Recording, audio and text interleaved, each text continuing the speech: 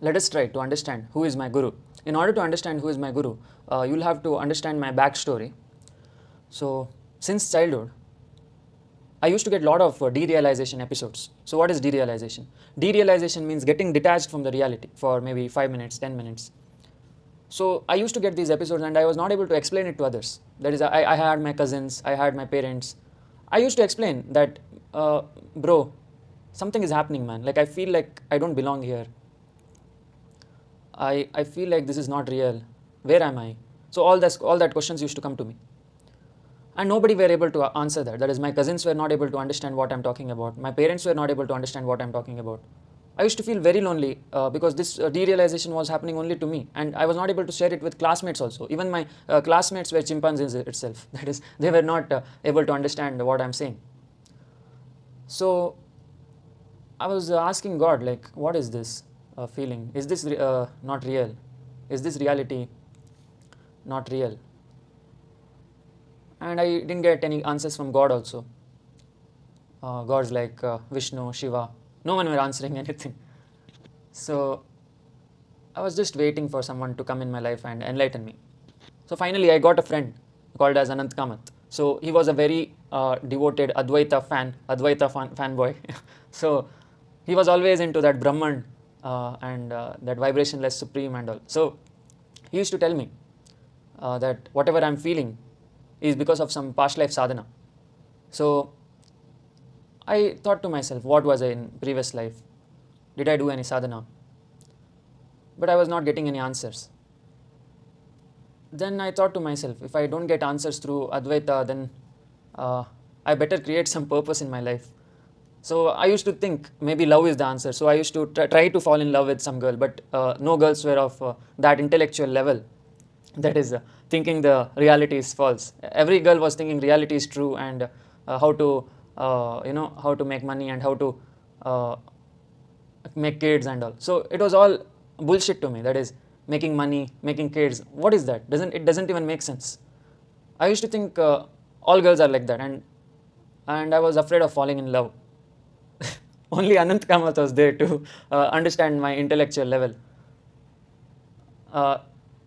So we were all discussing about Advaita, Vishnu, Narayana, Shiva, like for hours together. We were not getting any answers, but we were discussing continuously. It was like a Upanishad itself, me talking with him. So I'm planning to make a podcast with him in the future. So me and my best friend. Yeah, it was. He was the only person who was able to match the intellectual level, and I didn't know how to progress in life. That is, I was getting stuck in spirituality. How to come out of the reality? I get episodes of derealization for 5 minutes, 10 minutes. How to maximize it? See, psychologists will tell you to minimize it by giving you pills, by considering derealization as some disease. They give you pills and they suppress that feeling. So in Hinduism, it was never about suppressing derealization. It was all about maximizing derealization, that out of body experience and all that, whatever psychologists call as a disease. The Hinduism people were trying to maximize that. So I was always into thinking, yes, this is not a disease. I have to empower this feeling. So I never got an answer how to increase this feeling. Then I realized that this feeling can be maximized only if you maximize our desires. Without maximizing desires, we cannot maximize the derealization. So derealization means the Shiva. That is, you are going towards the Shiva consciousness. But in order to go to the Shiva consciousness, you have to completely fulfill your desires. Desires means Shakti. So your Shakti now currently is in all the chakras. That is, Sahasrara chakra, there is desire to exist. Here Ajna chakra, there is desire to think. Vishuddha chakra, desire to speak. Anahata chakra, desire to fall in love. Manipura chakra, desire for power. That is, to prove your ego to the society. And the Swadhisthana chakra, desire to have sex. Mooladhara chakra represents desire to have food. So these are the programs implanted in the Shiva consciousness. So only when we maximize these desire forces, only then we can understand what Shiva is. See, without fulfilling your desires, you cannot understand what Shiva. So what you have to do is, you have to find out, why did I come to this universe? Did I come to exist, or did I come to think? Did I come to speak? Did I come to fall in love? Did I come to prove my ego to others? Did I come to have sex? Did I come to eat food? So you have to understand why you have come. Only then you can maximize that desire and get out of the body. So you have to channelize that desire from wherever it is to the Sahasrara chakra, during which you can pop out from the body. For example, let's say I have desire to eat food, so I have to just concentrate on eating all the food inside my mind. For example, eating pizza, burger, like a huge amount of pizza and burger. So huge. So eat it continuously inside the mind, and that desire force, try to bring it upwards. Try to bring it upwards, upwards until it reaches Sahasrara. Same goes with the desire for sex also. If you have that, then you have to imagine having sex and bring that desire for upwards. Similarly, power. If you want to show your power to the society, think that you're fighting with someone, like bashing them and inside the mind. So use that desire force to come up. Similarly, if you have desire to fall in love, think that you're falling in love with the girl and bring that desire force upwards. Think that you're giving a speech to some big nation. Think that you're a scientist. So all that desire force, you bring it upwards, and finally you can pop out from the Sahasrara chakra. So that is the way you can do it. And I was not able to find which path will lead to that orgasm, that is the final orgasm. So in order for that final orgasm to be there, right, you have to choose the path of Shakti Sadhana. So Shakti Sadhana means like thanking all the goddesses placed in our chakra, and telling them thanks for the desire forces. I want to experience it completely. So once you experience all the chakra orgasms completely, you can pop out from the Sahasrara chakra. So that is the way of achieving Nirvikalpa Samadhi. So before we ask the permission of the mother goddesses, we have to take the permission of the Shiva Tattvas who are guarding those desire forces. So in order to become Narayana, it is not an easy task. You have to take the permission of Mooladhara Chakra Deities, all the Chakra Deities. Then only you can become Narayana. So what is Narayana? Narayana is a consciousness which is everywhere. See, now our consciousness is restricted to the human body. Your five senses are fooling your consciousness that this is the body, this is the mind. But we are fooling our consciousness. Actually, we are everywhere. That is, I am in the blindfold, I am in the japmala, I am in the plate, I am in the mat, I am everywhere, in truth. And if I don't want to be everywhere, then I am Shiva, the dormant consciousness. So where is Shiva? Shiva cannot be seen, Shiva cannot be experienced, because it is nowhere. It's the non-interacting consciousness. In order to be Shiva, you have to leave everything. You have to leave the desire to be Narayana also. You have to leave the desire to be everything. Only then you become nothing. So what do I mean by Narayana then? Narayana is a consciousness which is mildly in love with the physical realm. So, see, Narayana is everywhere because he is in love with the species of earth. He is in love with species of astral realm, causal realm. So he is in love with everything. That is why he is there in that middle layer. That is middle layer of going to Shiva and coming back as human. So he is the middle layer, and that is why he can be accessed very easily. That is, Narayana can be accessed easily just by loving him. That is, if you tell Narayana, please come, say, just take a japmala and tell Om Namo Narayanaya, Om Namo Narayanaya, Om Namo Narayanaya, Om Namo Narayanaya. So slowly you are becoming Narayana as you tell that. That is the bija mantra itself. That is Narayanaya, Om Namo Narayanaya is bija mantra itself. So when you tell that continuously, you are slowly becoming everything. That is, your consciousness is expanding. It is expanding, and it is becoming everything. It's becoming the blindfold. It's becoming the japmala. It's becoming the sky. It's becoming the chair, tube light, bird, animals, everything.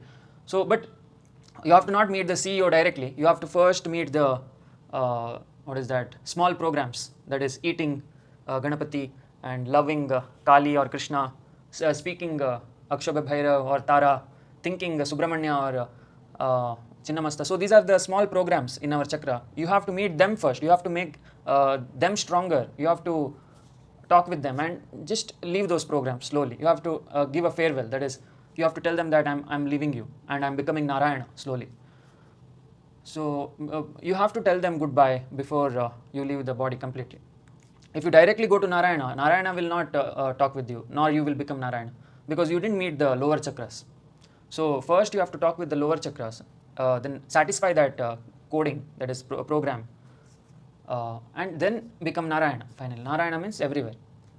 Desire to be everything is Narayana. Desire to be nothing is Shiva, and other all are lower desires. That is, desire to think, desire to speak, desire for love, desire for power, desire for sex, desire for food are the lower desires. So we are all made up of desires itself. We are nothing but desire. So when does time exist? Time exists when you want to eat food, when you want to have sex, when you want to prove your ego to the world, when you want to love, when you want to speak, when you want to think, time exists. If you don't have that desire, time does not exist for you. So when does the time stop? Time stops when you become everything. So desire to become everything in the Sahasrara Chakra leads to Narayana. Your consciousness becomes Narayana. It becomes everywhere. It spreads everywhere. It becomes so huge that your consciousness will become the entire universe. So after that happens, you go to a lobby called as astral planets. So astral planets like Hiranyaloka are like the lobby of the game. In the Matrix, there are two lobbies. One is the lobby called as astral realm and another is causal realm. So in astral realm, there are the purely astral planets where you have more freedom. Once you become Narayana, you have more freedom and you get to enjoy the lobby of the game where you don't get hurt itself. That is, your Sukshma Sharira does not have the capability to get hurted. For example, now if I pinch my physical body, I feel pain. If I burn my physical body, I feel pain. But the Sukshma Sharira does not have those capabilities to feel pain. It is completely free. It can travel anywhere. It can do anything it wants. So that is why becoming Narayana is very important to reach Nirvikalpa. Yeah, once you become Narayana, you reach that lobby of the game. After you reach the lobby of the game, you are going towards the first lobby, that is the causal realm. In the causal realm, you are becoming the complete Narayana. That is, you are becoming all the multiverse. Currently, you became the universe, right? Then you are becoming the multiverse. Finally, after becoming the multiverse, you are becoming Shiva. So it's a long procedure. That is, first you have to achieve Nirvikalpa in the physical realm, then in the astral realm, then in the causal realm, then finally the Shiva. Okay, I deviated from the topic too much. Who is my guru?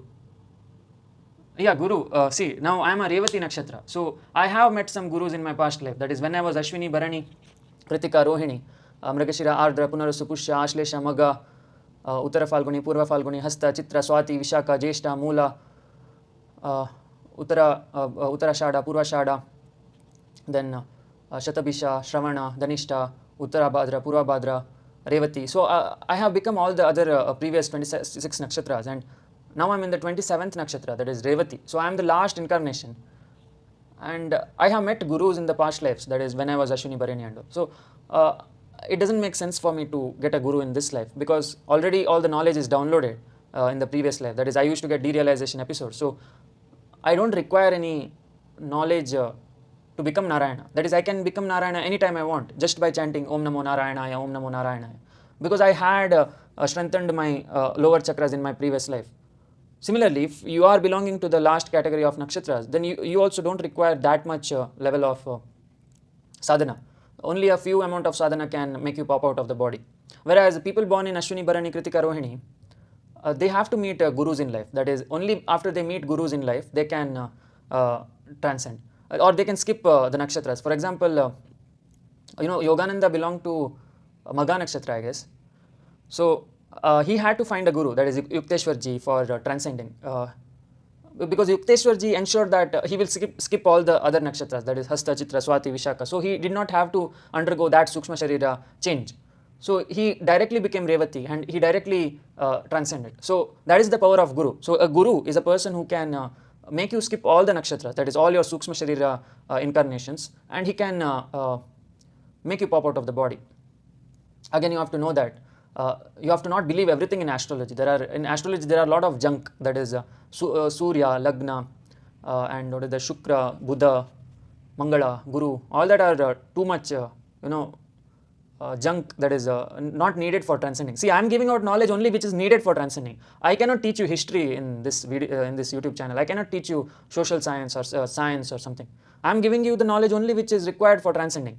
So the astrology, which has the knowledge of Surya, Lagna and all, does not matter to me. It's not of any significance for me. For me, the only thing that matters in astrology is moon sign. So moon sign, why it matters? Because it represents our Sukshma Sharira, that is the astral body. That is the 108 forms of astral body. So that is why I just stepped my toe in astrology, so that I can just give the knowledge of Sukshma Sharira. Other than that, all parts of astrology are completely junk for me.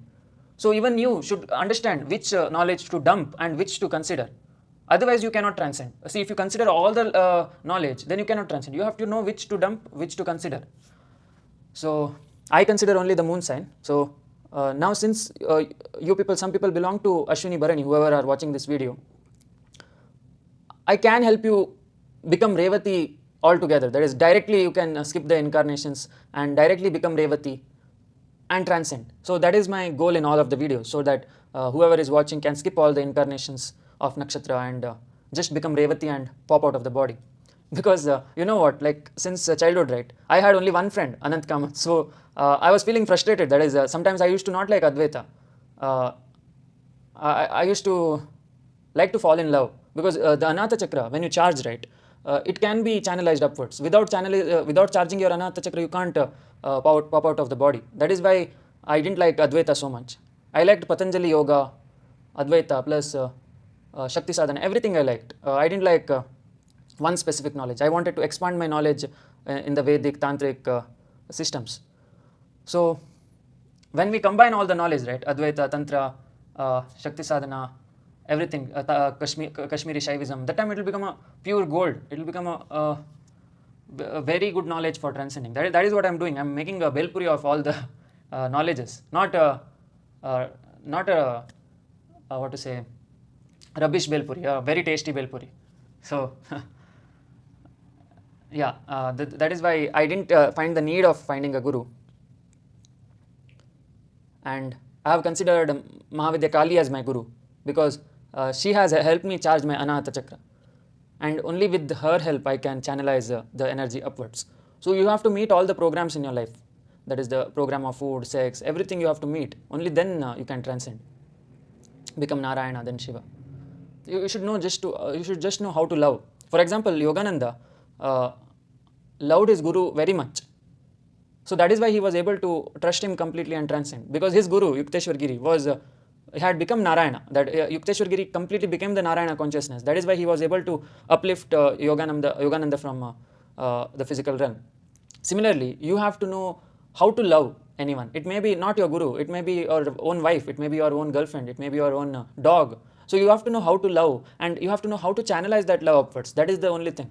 Once you figure that out, then the life is peaceful. You can go out whenever you want. You don't require any guru or something.